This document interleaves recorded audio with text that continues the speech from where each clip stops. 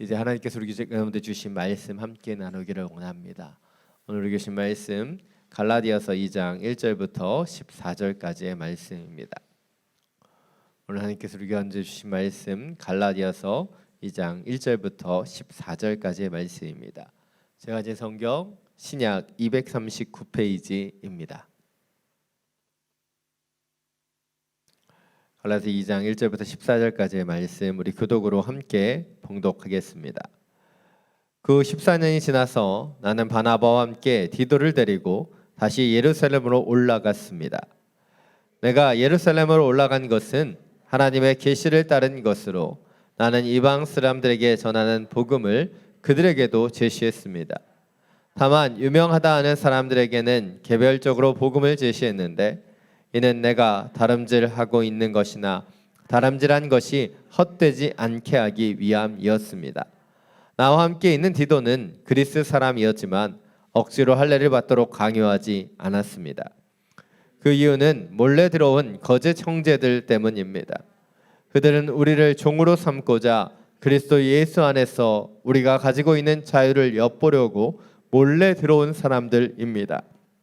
그러나 우리는 그들에게 잠시도 굴복하지 않았습니다. 이는 복음의 진리가 여러분에게 머물러 있도록 하기 위함입니다. 그 유명하다는 사람들 가운데 어느 누구도 그러한 사람들이 누구든 간에 내게는 상관이 없습니다. 하나님은 사람을 외모로 취하지 않으십니다. 그 유명하다는 사람들은 내게 아무것도 보태준 것이 없습니다. 오히려 그들은 베드로가 할례 받은 사람에게 복음을 전하는 일을 맡은 것처럼 내가 할례 받지 않은 사람에게 복음 전하는 일을 맡은 것을 알았습니다. 베드로가 할례 받은 사람의 사도가 되도록 역사하신 분이 내게도 역사하셔서 이방 사람의 사도가 되게 하셨기 때문입니다. 기둥같이 여김받는 야고보와 게바와 요한은 하나님께서 내게 주신 은혜를 인정하고 나와 바나바에게 교제 약수를 청했습니다. 우리는 이방 사람들에게로 그들은 할례 받은 사람들에게로 가도록 하기 위함입니다. 다만 그들은 우리에게 가난한 사람을 생각해달라고 당부했는데 이것은 나 또한 힘써 행해 오던 일입니다. 그러나 게바가 안디옥에 왔을 때 그에게 책망할 일이 있어서 얼굴을 마주 대하고 그를 책망했습니다. 야고보가 보낸 몇몇 사람들이 오기 전에 이방 사람들과 함께 음식을 먹고 있었습니다. 그러나 그들이 오자 그는 할례 받은 사람들을 두려워해 슬그머니 그 자리를 떠났습니다. 그러자 다른 유대 사람들도 게바와 함께 위선을 행했고 바나바까지도 그들의 위선에 휩쓸렸습니다. 나는 그들이 복음의 진리대로 바르게 행하지 않은 것을 보고 모든 사람 앞에서 게바에게 이렇게 말했습니다. 당신은 유대 사람으로서 유대 사람처럼 살지 않고 이방 사람처럼 살면서 어떻게 이방 사람에게 유대 사람처럼 살라고 강요합니까? 아멘. 말씀을 듣기 전에 우리의 손을 가슴에 얹고 믿음으로 선포하기를 원합니다. 말씀이 나를 변화시킵니다. 아멘. 이 믿음의 선포와 같이 하나님 주신 이 말씀이 우리의 영혼과 우리의 중심을 변화시키는 능력의 말씀이 되기를 간절히 축원합니다. 1980년대 영국의 유명 잡지였던 텔레비전이라고 하는 방송 잡지가 있었습니다. 이 잡지에서 직접 TV를 조립하는 이벤트를 열었습니다. 당시에 굉장히 신기술이었던 이 컬러 TV를 만들 수 있는 설명서를 첨부하고 그 재료들을 따로 판매하기 시작했던 것입니다. 생각보다 저렴한 비용에 당시에 최고의 유행품이었던 컬러 TV를 마련할 수 있었기 때문에 많은 매니아들, 특별히 자신이 손기술이 있다라고 생각하는 사람들은 재료를 준비해서 이 TV를 조립하기 시작했습니다. 그런데 이 잡지가 발행되고 많은 사람들이 조립에 도전했지만 불만이 폭주하기 시작했습니다. 왜일까요? 설명서가 너무 어려워서 그랬을까요? 아닙니다. 설명서도 어려웠지만 대부분의 불만들은 설명서대로 조립했는데 되지 않는다라는 것이었어요. 아예 설명서가 잘못되었다고 주장하는 사람들도 있었습니다. 처음에 잡지사는 최고의 전문가들이 준비했기 때문에 절대로 설명서는 틀리지 않았다고 대응했습니다. 그러나 면밀히 다시 한번 검토해 보니까 설계도상에 중요한 실수가 있었음을 발견하게 되었다는 것이죠. 우리는 여기서 한 가지의 사실을 살펴볼 필요가 있습니다. 설명서를 만든 사람들이 더 전문가이고 어떻게 보면 그들의 심도를 기울여서 이 설명서를 제작했는데 실제로 그 설명서대로 그 제품을 만들어 본 사람이 그 설명서에서 더 구체적으로 알 수 있었다는 것이죠. 이것이 보여주는 것이 무엇일까요? 직접 경험해보고 만들어 볼 때 더 정확해질 수 있다는 것이죠. 어떤 것의 진위 여부를 판단할 때 있어서 굉장히 중요한 것은 학문적, 이론적으로 연구하는 것이기도 합니다. 그러나 더욱 구체적으로 필요한 것은 무엇이에요? 직접 경험해보고 참여해볼 때 그것이 진짜인지 아닌지 우리는 더 정확히 알 수 있다는 것이죠. 바로 이러한 사실들을 우리의 복음에 적용해 보면 우리는 분명한 사실을 알게 됩니다. 우리가 복음을 아는 것, 거기에서 그치는 것이 아닌 복음의 말씀대로 살아보게 되면 이것이 얼마나 참된 것인지를 분명히 알 수 있기 때문이에요. 하나님의 말씀대로 살아보고 그 영적인 원리를 우리의 삶 속에 적용해 볼 때 우린 진정으로 그것이 진짜라고 하는 사실을 깨달을 수 있게 된다는 것이죠. 오늘 말씀을 통해 복음의 진리대로 바르게 살아감을 통해 우리의 삶 속에 나타나는 그 변화들, 능력들을 회복하게 가기를 간절히 원합니다. 오늘 1절부터 5절까지의 말씀입니다. 다시 한번 함께 읽겠습니다. 그 14년이 지나서 나는 바나바와 함께 디도를 데리고 다시 예루살렘으로 올라갔습니다. 내가 예루살렘으로 올라간 것은 하나님의 계시를 따른 것으로 나는 이방 사람들에게 전파하는 복음을 그들에게도 제시했습니다. 다만 유명하다는 사람들에게는 개별적으로 복음을 제시했는데 이는 내가 다름질하고 있는 것이나 다름질한 것이 헛되지 않게 하기 위함이었습니다. 나와 함께 있는 디도는 그리스 사람이었지만 억지로 할례를 받도록 강요하지 않았습니다. 그 이유는 몰래 들어온 거짓 형제들 때문입니다. 그들은 우리를 종으로 삼고자 그리스도 예수 안에서 우리가 가지고 있는 자유를 엿보려고 몰래 들어온 사람들입니다. 그러나 우리는 그들에게 잠시도 굴복하지 않았습니다. 이는 복음의 진리가 여러분에게 머물러 있도록 하기 위함입니다. 오늘 본문에서 사도 바울은 그가 예루살렘에 처음 방문한 후 14년이 지난 후에 다시 예루살렘을 방문했을 때의 일을 소개하고 있습니다. 사도행전에 의하면 사도 바울은 총 5번 예루살렘을 방문한 것으로 보여집니다. 첫 번째는 회심한 이후에 3년이 지나고 베드로를 만나기 위해서였고, 두 번째는 안디옥 교회 구제 헌금을 전하기 위해서 두 번째로 방문했으며, 세 번째는 예루살렘 공회에 참석하기 위한 것이었고, 네 번째는 2차 전도 여행을 마친 이후에, 그리고 마지막 5번째는 3차 전도 여행을 마친 이후였습니다. 그런데 이 시점 가운데 오늘 본문이 말하는 시점은 바로 세 번째 방문이었던 예루살렘 공회에 참석하기 위해 올라갔던 것으로 보여진다는 것이죠. 왜냐하면 오늘 본문에서 얘기하는 이방인들에게 전한 복음을 그가 증거하기 위해서, 그리고 그들에게 더 이상 율법과 할례를 요구하는 그 멍에를 씌우지 않기 위해 그가 바로 예루살렘 회의에 나아갔다는 것을 우리는 알기 때문이에요. 또한 사도 바울은 3절을 통해서 그가 바로 예루살렘에 함께 올라갔던 디도를 통해서 바로 그가 믿고 있는 사실대로 살아왔음을 밝히고 있어요. 디도는 이방인이었지만 그리고 하나님께서 은혜를 주셔서 그가 예수 그리스도를 받아들이고 복음을 증거하는 귀한 믿음의 선생이 되었지만 그에게도 할례를 주지 않았다는 거예요. 왜입니까? 그는 이방인이었기 때문에 그에게 할례나 율법 같은 다른 것을 준수시킴을 통해 멍에를 씌울 필요가 없다고 생각되었기 때문이죠. 그래서 오늘 특별히 디도를 데리고 올라간 것이고, 디도가 바로 그가 복음을 믿고 알고 있지만 할례를 받지 않아도 이미 훌륭한 하나님의 제자이고 그 말씀의 선생님을 증거하기를 원했던 것이죠. 이를 통해서 사도 바울은 갈라디아 교회에 들어와 있는 거짓 교사들, 그리고 당시에 예루살렘 공회가 소집될 수밖에 없었던 이방인들에게 할례나 율법의 준수를 요구했었던 수많은 유대주의자들의 공격을 이겨내기를 원했다는 거예요. 사실 그들은 계속해서 은밀하게 들어와서 그들을 공격했습니다. 예수 그리스도를 믿는 그 복음만으로 되지 않는다. 그것 이상의 율법이 필요하고 그리고 너희를 거룩하기 위해서 구별되는 할례가 필요하다라고 그들은 계속해서 강조했던 것이죠. 그런데 사도 바울은요, 그들의 공격에 굴복하지 않았습니다.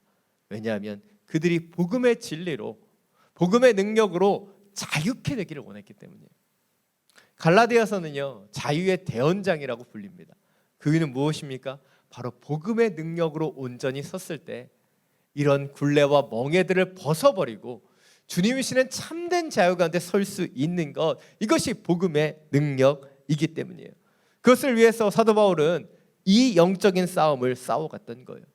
그가 전한 복음이 진짜이고 그 가운데 들어와 있던 거짓 교사들을 배격할 것을 그들에게 강조하고 있는 것이죠. 이것이 오늘 첫 번째 포인트입니다. 우리는 복음의 진리 가운데 온전히 서기 위해 날마다 믿음의 선한 싸움을 싸워야 한다는 거예요. 우리 가운데 필요한 믿음의 선한 싸움은 무엇입니까? 세상으로부터 오는 유혹이죠. 세상의 공격들, 핍박들, 그들이 던져주는 그 유혹들을 이겨내는 것, 그것이 믿음의 선한 싸움입니다. 근데 믿음의 선한 싸움을 싸우다 보면요, 우리는 한 가지의 사실을 깨닫게 됩니다. 그것은 거센 공격보다 은밀한 공격이 더 어렵다는 거예요. 초대 기독교의 역사를 보면 얼마나 많은 핍박이 있었는지 모릅니다. 그러나 그 핍박 가운데서요, 이 그리스도인 공동체, 초대교회는요, 그 모든 핍박을 이겨내고 굳건히 서게 되죠.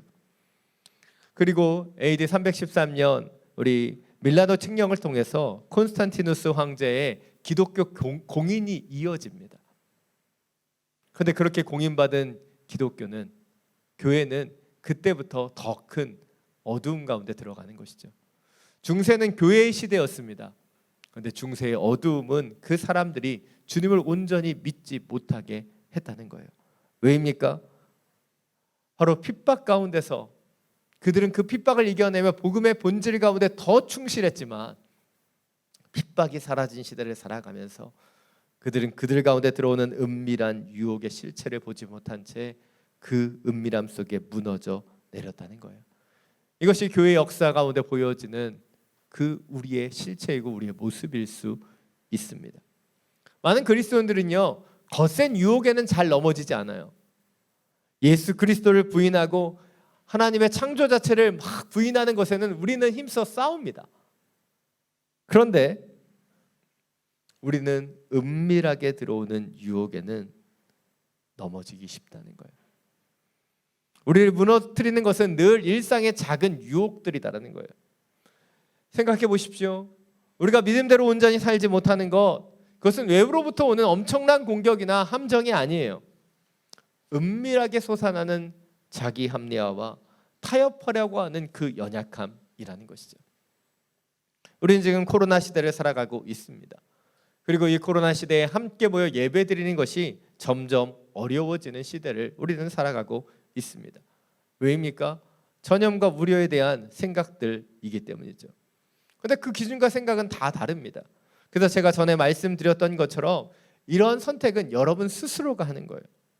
저는 그런 거 가지고 여러분 정죄하거나 판단하는 그런 나쁜 목사가 아니에요. 저 얼마나 선하고 착한 목사인지 모릅니다. 여러분의 비웃음을 이렇게 이겨낼 수 있잖아요.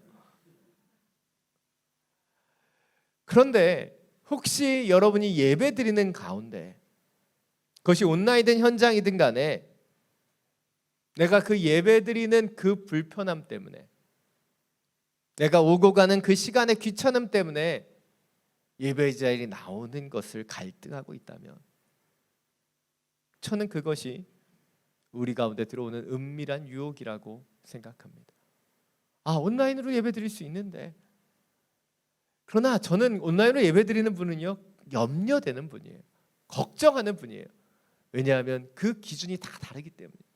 그런데 나는 그런 부분이 없음에도 불구하고 온라인이 편리하니까, 온라인으로 예배드려도 다 똑같으니까, 그래서 그 편리함 때문에, 귀찮음 때문에 여전히 현장 예배가 아닌 온라인 예배를 드리는 것을 고수하는 분들이 있다면 그것이 우리 안에 은밀한 유혹은 아닌지 점검해 보아야 한다는 것이죠. 예수님께서 성전을 정화하셨습니다. 그때 집중적으로 포격하셨던 사람이 누구죠? 환전상과 재물을 파는 사람들이었어요. 근데 그 사람들은요, 예루살렘 성소에서 굉장히 중요했던 사람입니다. 멀리서 온 사람들에게 환전을 해주고요, 재물을 팔아서 온전히 예배드릴 수 있도록 도와주었던 사람이기 때문이에요.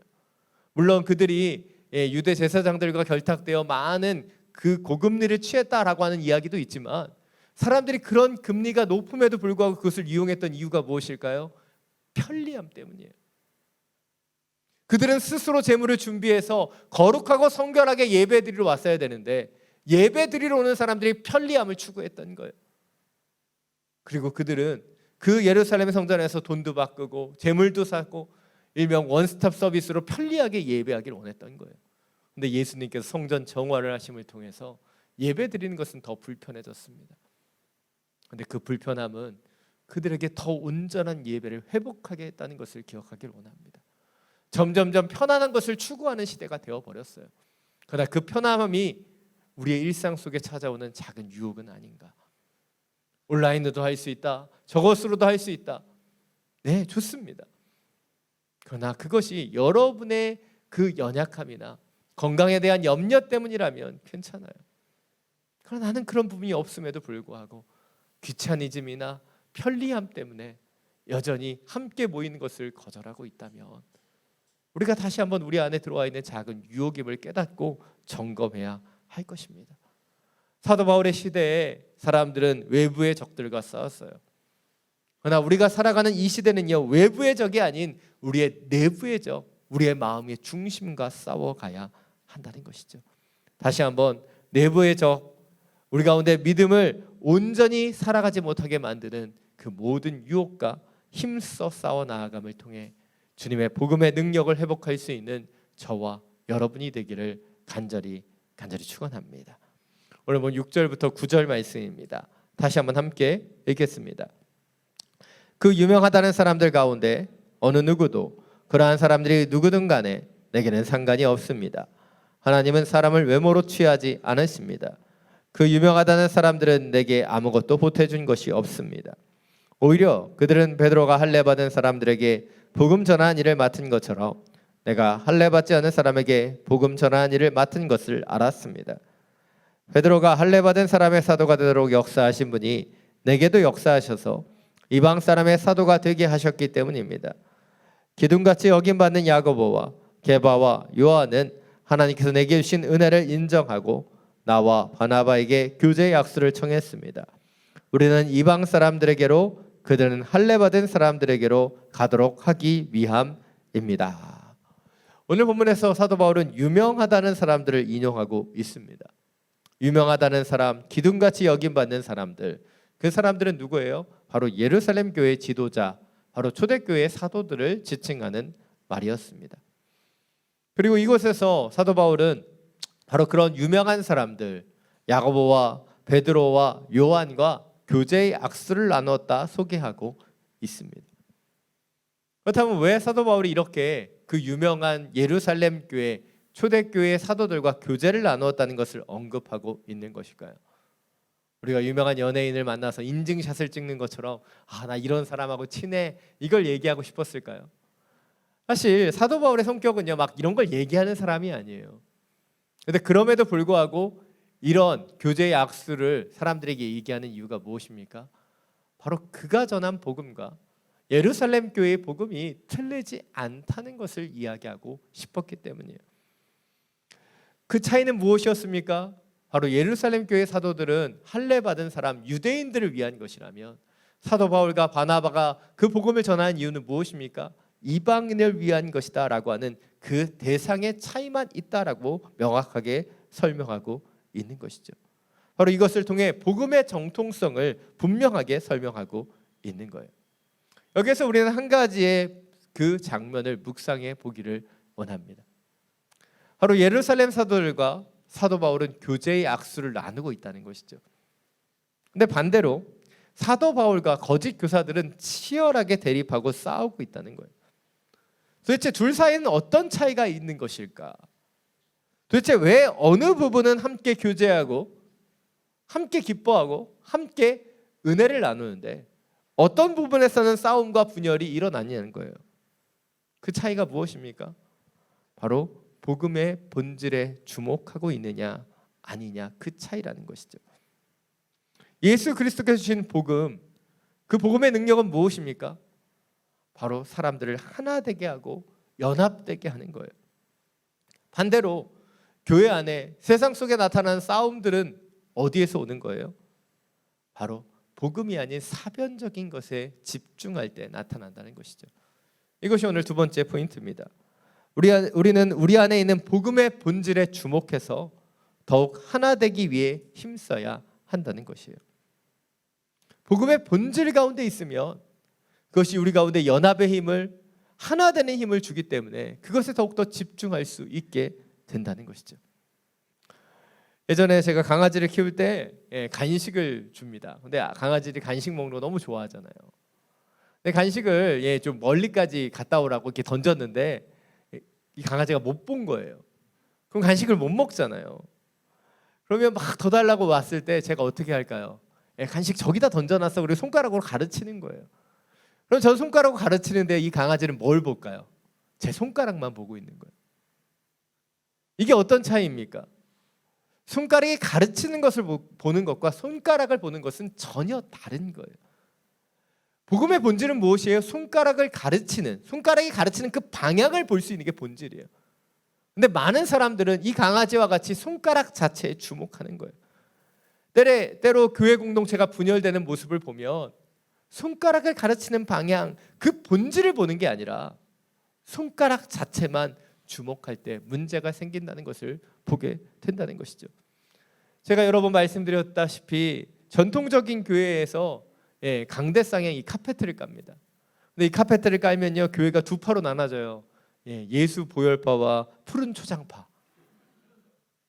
예수 보혈파는 뭐예요? 카페트를 빨간 걸 깔아야 된다는 것이고, 푸른 초장파는 녹색, 은은한 녹색으로 편안하게 깔아야 된다라고 얘기하는 거예요. 그런데 그것은 손가락이 가르치는 본질이 아니지 않습니까? 카페트를 녹색을 까나 빨간색을 까나 그것이 중요한 것이 아니라 그 카페트를 깔고 온전히 더 주님을 예배하는 것, 그것이 본질이잖아요. 근데 교회를 보면요, 본질이 아닌 이 사변적인 것 때문에 싸움이 일어나는 거예요.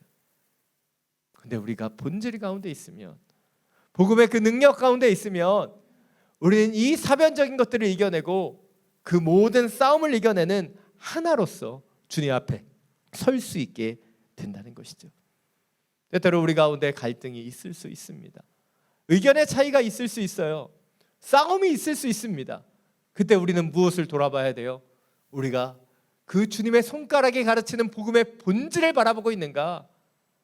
아니면 그 손가락만을 바라보고 있는가? 우리를 점검해야 하는 것이죠. 부부 가운데도요, 또 우리 사회를 살아가면서도 이런 분쟁이 계속됩니다. 근데 그 분쟁 속에 우리는 다시 한번 집중해야 돼요. 내가 복음의 능력으로, 복음의 본질로 나를 돌아보며 주님이 원하시지 않는 이 싸움을 멈출 수 있는 용기가 필요하기 때문이죠. 우리 가운데 복음이 있습니다. 예수 그리스도의 능력의 말씀이 우리 가운데 있어요. 그렇다면 싸움과 분쟁 가운데 노출되어 있는 인생이 아닌 그 복음의 능력으로 품고 용납하며 더욱더 하나 되게 힘쓸 수 있는 그런 하나님의 사람들이 되시기를 간절히 축원합니다. 오늘 마지막으로 11절부터 14절 말씀 함께 읽겠습니다. 그러나 게바가 안디옥에 왔을 때 그에게 책망할 일이 있어서 얼굴을 마주대고 그를 책망했습니다.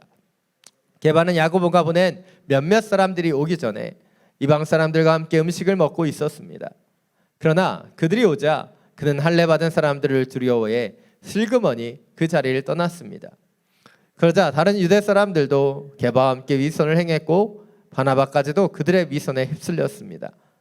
나는 그들이 복음의 진리대로 바르게 행하지 않은 것을 보고 모든 사람 앞에서 게바에게 이렇게 말했습니다. 당신은 유대 사람으로서 유대 사람처럼 살지 않고 이방 사람처럼 살면서 어떻게 이방 사람에게 유대 사람처럼 살라고 강요합니까? 오늘 본문을 통해 사도 바울은 그가 베드로의 위선을 지적했던 이야기를 하고 있습니다. 바로 베드로가 이방인들과 함께 식탁으로 함께 먹다가 유대인들이 찾아오자 그들의 비난을 두려워해서 그 자리를 피하는 위선적인 행동을 했기 때문이죠.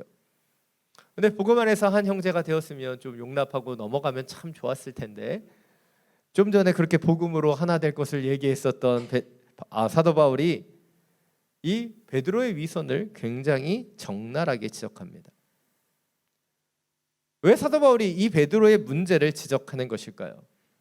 이 지적을 통해 자신이 베드로보다 더 순수하고 더 복음의 능력 가운데 있다는 것을 강조하고 싶어서일까요? 아닙니다.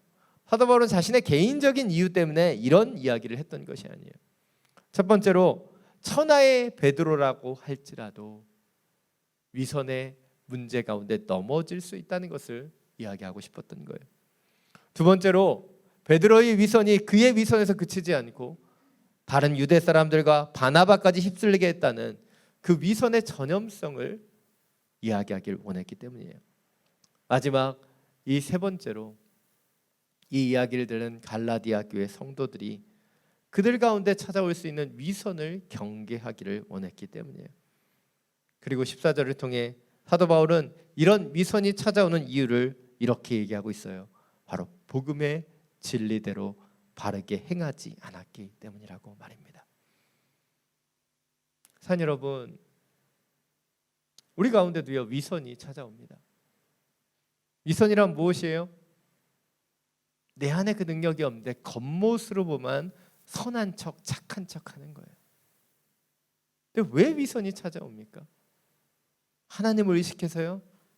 하나님 우리의 중심을 보시는 분인데 하나님을 의식한다면 우리는 위선할 필요가 없어요. 근데 우리가 위선을 행하는 이유가 무엇입니까? 사람을 바라보고 의식하기 때문이에요. 오늘 이것이 마지막 세 번째 포인트입니다. 우리는 복음의 진리 가운데 온전히 살아감을 통해 위선의 유혹이 틈타지 못하도록 해야 한다는 거예요.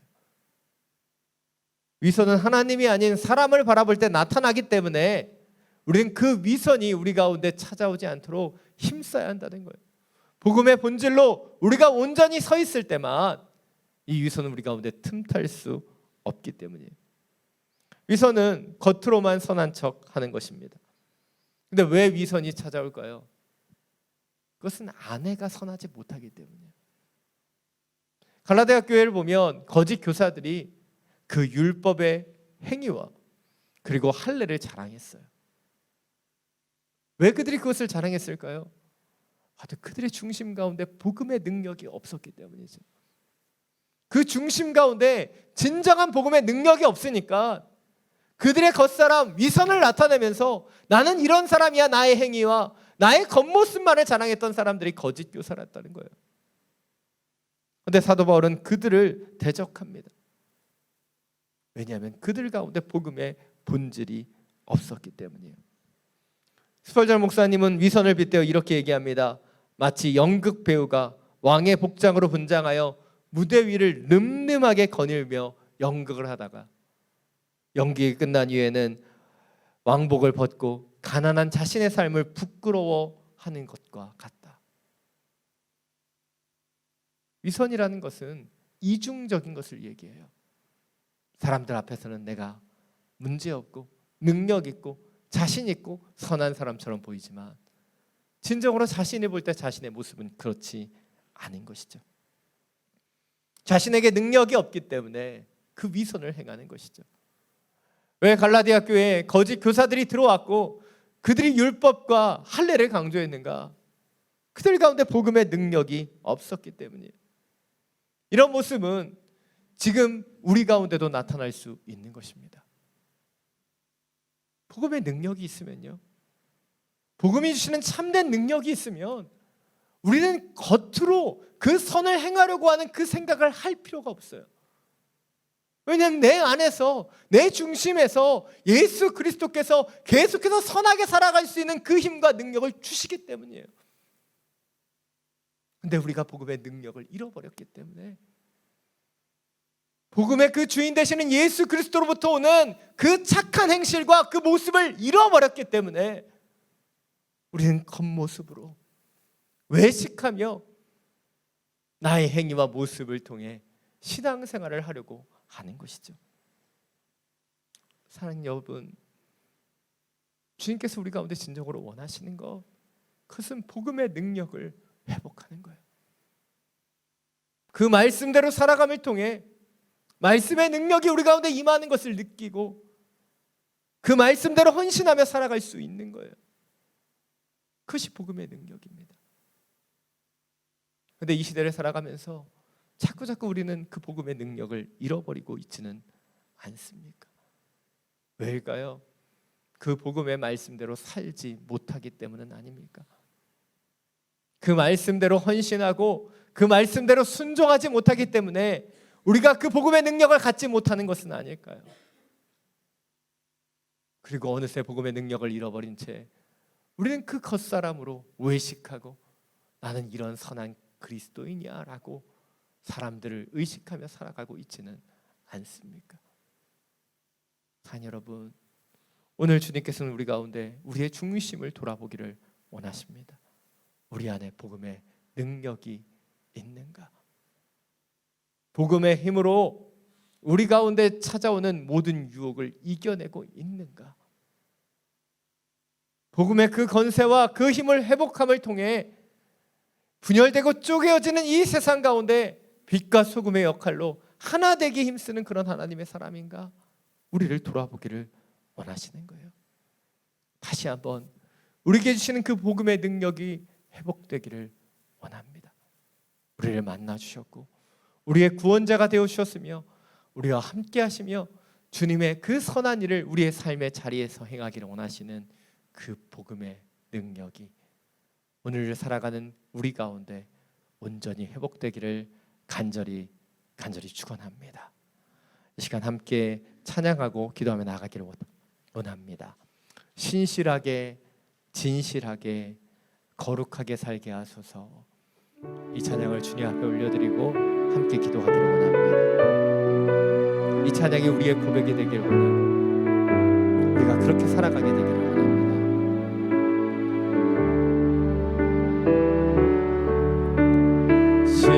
진실하게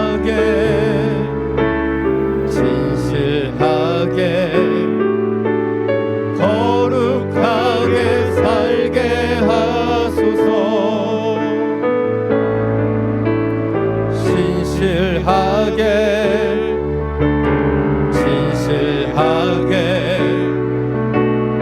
거룩하게 살게 하소서. 진실하게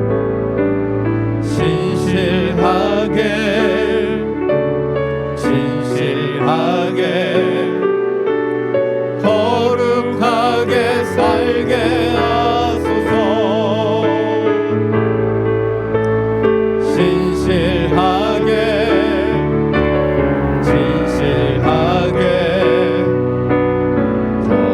거룩하게 살게 하소서.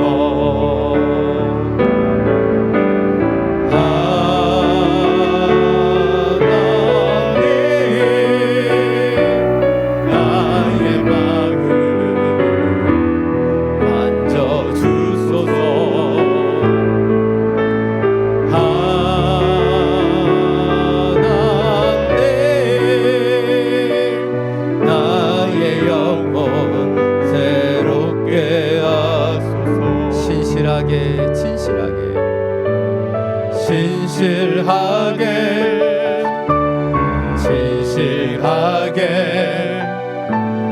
거룩하게 살게 하소서.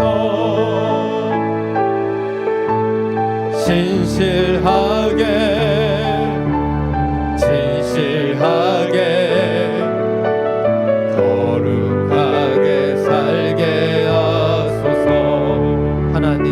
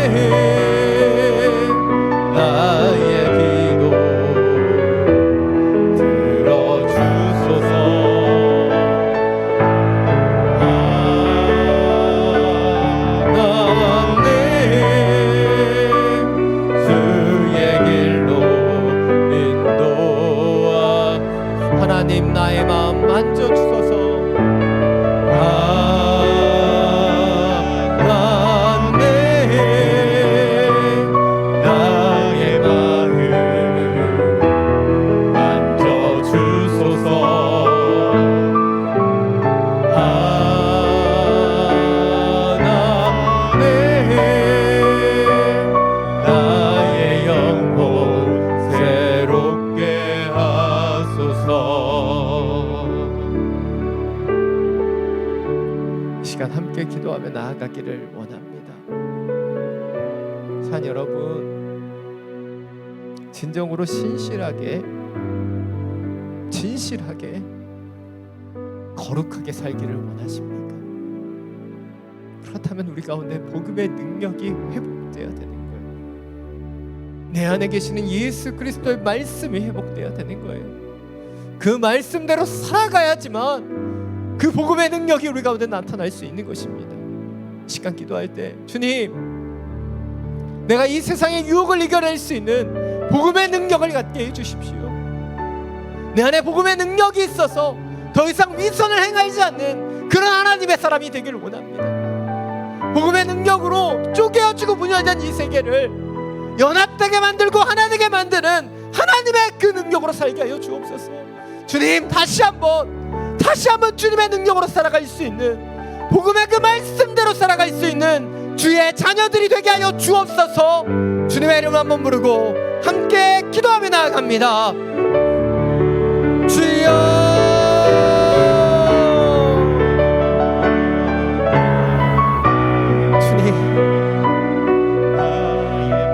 복음의 능력으로 바르게 서기를 원합니다. 복음이 주는 그 진리 가운데로 온전히 서기를 원합니다. 왜 우리가 타협하고, 왜 우리가 넘어지고, 왜 우리가 위선을 행하며 살아갑니까? 우리 안에 예수 그리스도의 말씀의 능력을 잃어버렸기 때문은 아닙니까? 주님이 그 십자가의 순환을 통해, 그 부활의 영광을 통해 우리 가운데 주신 그 복음을 우리가 잃어버리고 있기 때문은 아닙니까? 주님께 수많은 유혹과 핍박을 주여 복음의 능력으로 이겨냈었던 초대교회 그리스도인들과 같이, 주님, 우리의 삶에 찾아오는 모든 유혹과 위선들을 이겨낼 수 있는 주의 자녀들이 되기를 원합니다. 복음으로 하나 되고 복음의 능력으로 하나 될 수 있는 그런 주의 자녀들이 되기를 원합니다. 주님, 우리 가운데 미혹하게 들어와 있는 유혹들은 무엇입니까? 은밀하게 우리를 유혹하고 넘어뜨리고 있는 그 사탄의 속임수는 무엇입니까? 내 안에 복음의 능력으로 내 안에서 우러나와 선을 행하고 있습니까? 아니면 격식과 위선으로 주님 율법주의자들까지의 겉모습만 주 앞에 소통하고 있지는 않습니까? 우리의 영혼을 새롭게 하여 주옵소서. 우리의 중심을 새롭게 하여 주옵소서. 복음의 능력으로 일어나는 주의 자녀들이 되기를 원합니다. 복음의 은혜들이 우리 가운데 회복되게 하여 주셔서 예수 그리스도의 십자가의 능력이, 부활의 영광이 주의 자녀들 가운데 들어오게 하여 주옵소서. 나를 만나 주신 주님, 나와 함께 하시는 그 예수 그리스도의 복음의 능력이 그 말씀대로 살아가는 자들에게 회복되게 하여 주옵소서.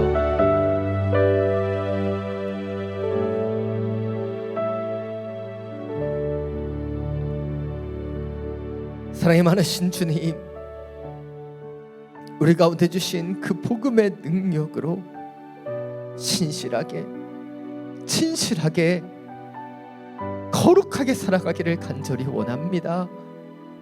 주님, 우리의 연약함이 무엇입니까? 우리의 문제가 무엇이며 우리를 넘어뜨리고 쓰러지게 하는 은밀한 유혹은 무엇입니까? 복음의 능력을 잃어버린 채 그 겉모습으로 위선을 행하며 살아가는 우리의 연약함은 무엇입니까? 다시 한번 말씀을 살아내기를 원합니다. 주님이 시는 복음의 능력을 회복하기를 원합니다. 초대교회 그리스도인들이 여러 핍박과 유혹 속에서도 오직 예수 그리스도를 믿는 복음의 능력으로 이 모든 것을 이겨내고 살아갔던 것처럼, 주님, 우리에게 주신 이 복음의 능력으로, 복음의 권세로 이 땅의 모든 연약함을 이겨낼 수 있는 주의 자녀들이 되게 하여 주옵소서. 우리 주 예수 그리스도의 이름으로 기도